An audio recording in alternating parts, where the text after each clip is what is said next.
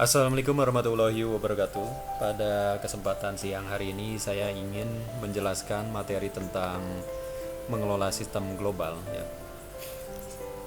Jadi ada kata sistem global, berarti dia itu adalah sebuah sistem yang satu dengan yang lainnya saling terkoneksi ya, antara negara satu dengan negara lain ya.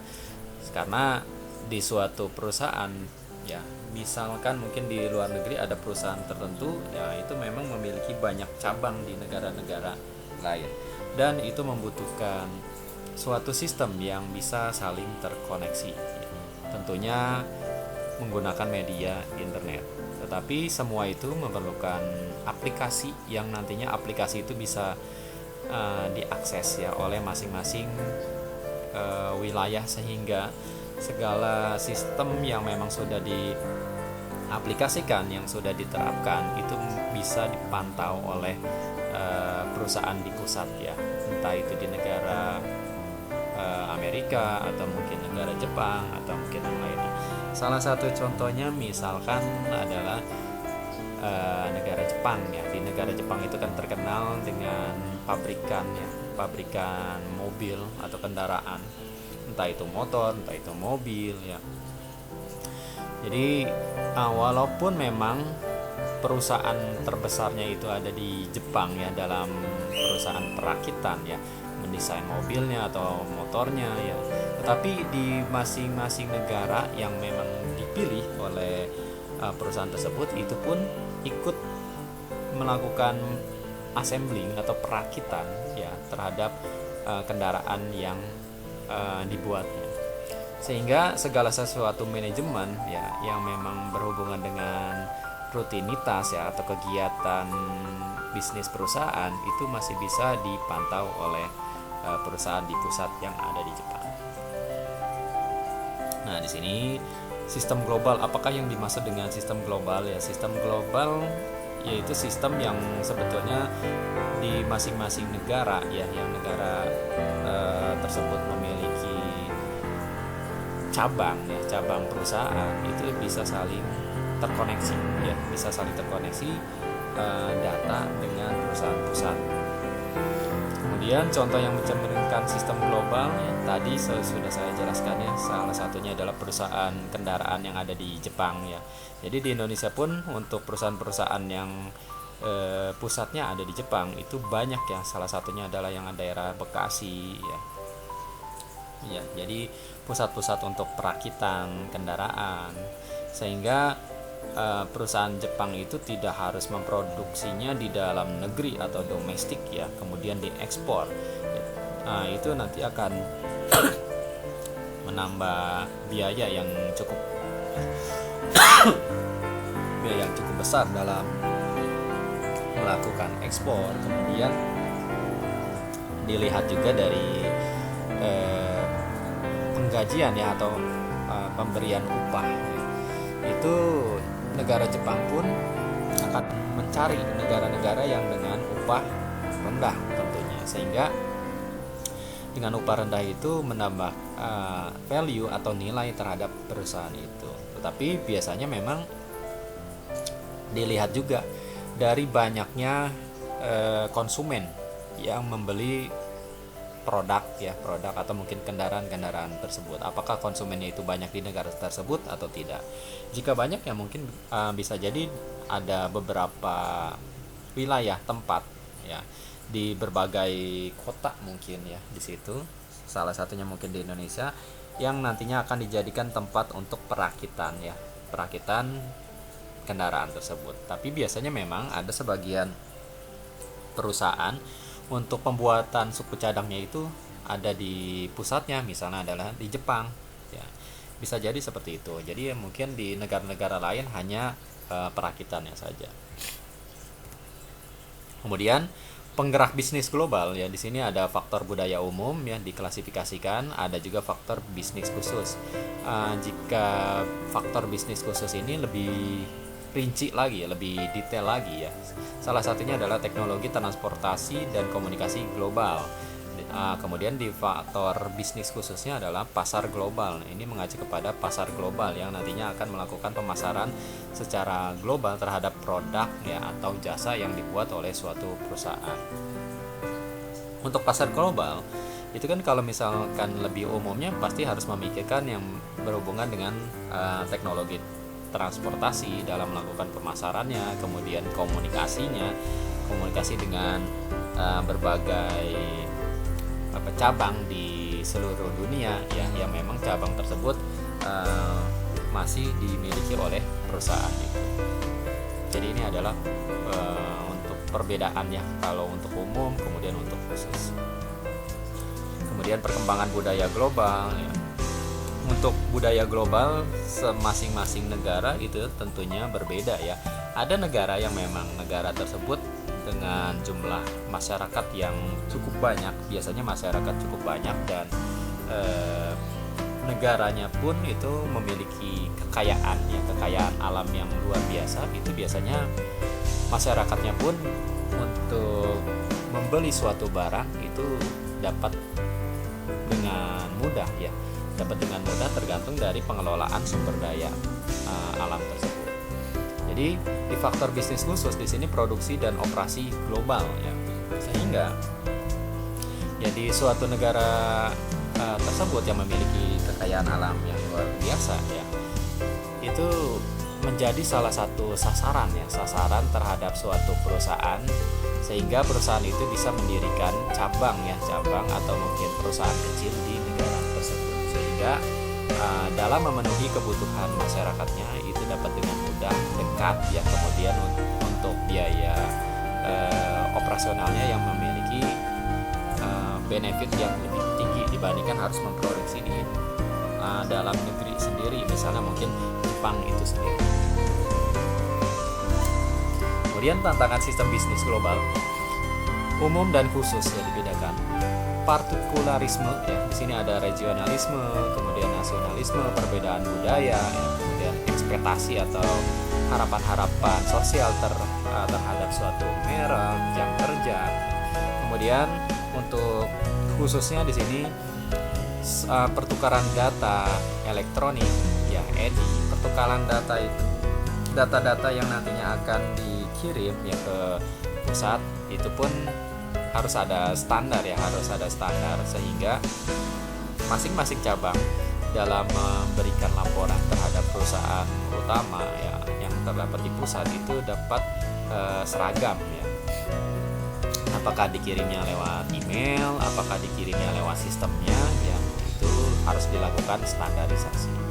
Kemudian reliabilitas jaringan telepon tidak seluruhnya dapat diandalkan ya. Jaringan telepon ini sebetulnya saat dahulu internet pun itu memang mengandalkan dari jaringan telepon ya, karena saat itu memang internet digunakan masih jarang digunakan oleh masyarakat, sehingga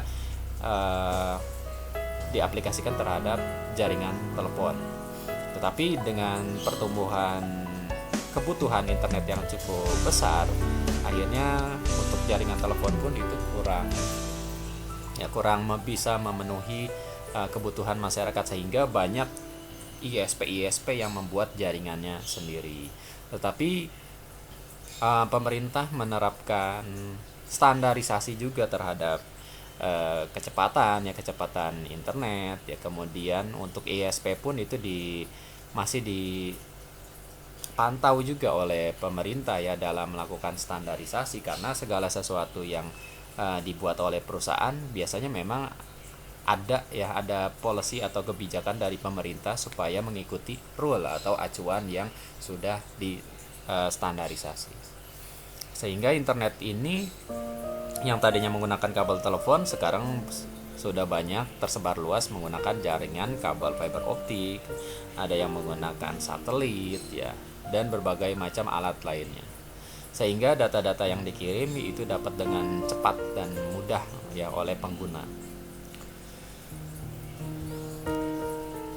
Nah, strategi global dan organisasi bisnis, strategi eksportir domestik. Ya, aktivitas perusahaan terpusat di negara asal perusahaan yang tadi sudah saya jelaskan ya. Jadi eksportir domestik, salah satunya misalnya perusahaan-perusahaan kendaraan, kemudian eh, ada juga Alibaba. Alibaba sebetulnya memang salah satu perusahaan e-commerce, tetapi Alibaba kesini memang mulai merambah ke berbagai aspek ya, aspek kegiatan. Salah satunya adalah menyewakan suatu database yang cukup besar ya, atau data center ya, bagi perusahaan-perusahaan yang ingin menyewa suatu database itu bisa di Alibaba juga. Dan Alibaba pun ada kantor cabangnya di Indonesia ya, kalau tidak salah ada di Jakarta atau di Bekasi ya, saya lupa.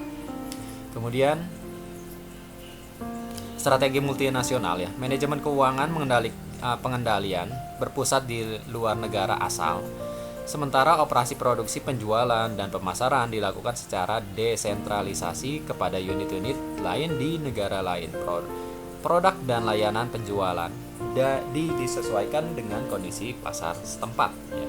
Jadi walaupun memang di berbagai daerah ya, di berbagai negara itu memiliki kantor cabang ya, memiliki perusahaan-perusahaan yang memang masih diawasi oleh perusahaan di pusat ya, itu pada masing-masing memang memiliki operasional ya, memiliki SOP-nya ya, yang sebetulnya memiliki standarisasi ya. Jadi perusahaan ini walaupun memang memiliki banyak cabang di berbagai negara, standarisasi perusahaan itu masih tetap diterapkan ya, sehingga segala sesuatunya masih sesuai dengan kegiatan-kegiatan atau kerangka-kerangka kerja yang ada. Nah, pewaralaba ya, produk diciptakan, dirancang, dibiayai, dan diproduksi pertama kalinya di negara asal, lalu diperluasan produksi, pemasaran, dan sumber daya manusia dilakukan dengan penyesuaian dengan negara-negara setempat. Jadi sebetulnya untuk perusahaan-perusahaan yang banyak memiliki cabangnya di negara Indonesia itu sebetulnya banyak ya, perusahaan-perusahaan makanan, kemudian perusahaan makanan seperti Mixu ya, kemudian perusahaan-perusahaan lain ya, perusahaan mungkin tekstil dan lain-lain, itu sebetulnya banyak di Indonesia juga, karena Indonesia memiliki masyarakat yang cukup banyak, yang memiliki 200 juta lebih ya, sehingga di situ memerlukan kebutuhan-kebutuhan yang harus dipenuhi ya. Yang harus penuhi itu sebetulnya sih tidak hanya dari negara sendiri ya, tetapi dari negara luar pun ikut serta dalam memenuhi kebutuhan yang ada di dalam negeri di sini. Kemudian lintas negara ya, tidak memiliki negara asal, dan segalanya diatur secara global dan menjadi bagian besar bisnis internasional. Kerangka acuan manajemen dilihat dari perspektif dunia ya. Nah, di sini salah satunya sebetulnya adalah seperti contohnya bank ya. Walaupun kita itu tinggal di Indonesia ya, memiliki salah satunya adalah ATM. Apakah kartu ATM ini bisa digunakan di luar negeri? Ya tentunya bisa, asalkan di kartu ATM tersebut itu memiliki visa ya, memiliki ada tulisan visa, sehingga kartu ATM tersebut bisa digunakan di ATM-ATM yang ada di luar negeri ya, yang memiliki kode juga, visa juga ya, sehingga walaupun berbagai negara itu memiliki banknya masing-masing karena sudah melakukan kesepakatan secara internasional, orang-orang yang mau berpergian ya di luar negeri pun itu dapat dengan mudah dalam mendapatkan saldonya atau uangnya di negara-negara tersebut. Sistem global untuk penyesuaian strategi ya. Di sini konfigurasi, kemudian manajemen dan pengembangan sistem pada sistem global cenderung mengikuti strategi global yang dipilih. Sistem berbagai aktivitas yang dilibatkan dalam pembuatan dan operasi sistem informasi. Ya, tentunya di suatu perusahaan sistem kalau misalnya perusahaan tersebut betul-betul besar ya, yang memang apalagi memiliki cabang di berbagai negara, itu biasanya memang memiliki sistem supaya dapat dengan mudah memantau ya manajemen atau suatu proses-proses yang ada di berbagai negara yang memiliki anak perusahaan atau mungkin cabang perusahaan. Kemudian sistem global untuk penyesuaian strategi ya, sistem tersentralisasi, sistem di mana pengembangan dan operasinya sepenuhnya dilakukan di tempat asal ya. Kalau tersentralisasi itu semuanya itu dikembangkan di asalnya ya. Jadi mungkin ada suatu negara yang sebetulnya negara tersebut memproduksi suatu kendaraan ya, dan lain-lain, itu ya di negara asal aja. Kemudian jika negara lain ini menginginkan ya produknya, ya harus melakukan impor ya terhadap barang tersebut. Tapi memang perlu adanya kesepakatan di situ ya, kesepakatan dalam melakukan transaksi ya, transaksi. Kemudian yang kedua, sistem terdesentralisasi ya, sistem di mana masing-masing unit di luar negeri merancang solusi dan sistem yang unik untuk masing-masing.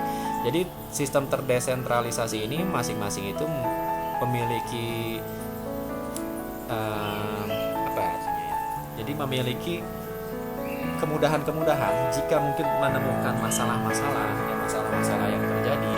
Tetapi masalah-masalah itu dapat diambil suatu keputusan ya, entah itu sistemnya akan diganti atau mungkin dilakukan update, tetapi dalam hal mungkin laporan semuanya mungkin akan sama ya, untuk membuat suatu laporan yang nantinya laporan itu akan dikirim ke pusat misalkan. Jadi kalau misalkan di suatu negara ada permasalahan pada suatu perusahaan cabang, yaitu boleh melakukan solusi-solusi atau merancang bisnis sendiri ya, sehingga itu dapat disesuaikan dengan budaya ya atau sosial dari negara tersebut. Kemudian sistem terduplikasi ya, sistem di mana proses pengembangan dilaksanakan di tempat asal tetapi operasinya ditangani oleh unit-unit independen di luar negeri ya. Jadi walaupun mungkin memiliki cabang di berbagai kota atau di berbagai negara ya, sistem ini yaitu akan diduplikasi, akan diinstal ke berbagai cabang di wilayah yang memang memiliki cabang perusahaan tersebut ya. Jadi sistemnya ini akan diterapkan sama ke cabang-cabang yang lainnya. Kemudian sistem jaringan, sistem yang mengembangkan dan operasinya berlangsung secara terintegrasi dan terkoordinasi pada seluruh unitnya ya.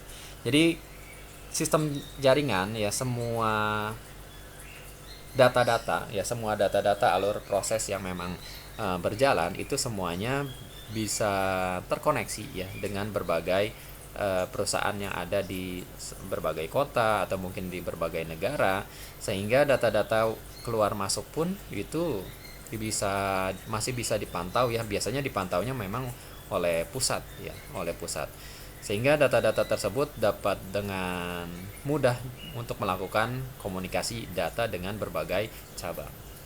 Mungkin itu saja yang ingin saya sampaikan, kurang lebihnya mohon maaf ya. Selanjutnya mungkin bisa teman-teman baca-baca ya pada slide selanjutnya. Kurang lebihnya mohon maaf. Terima kasih. Assalamualaikum warahmatullahi wabarakatuh.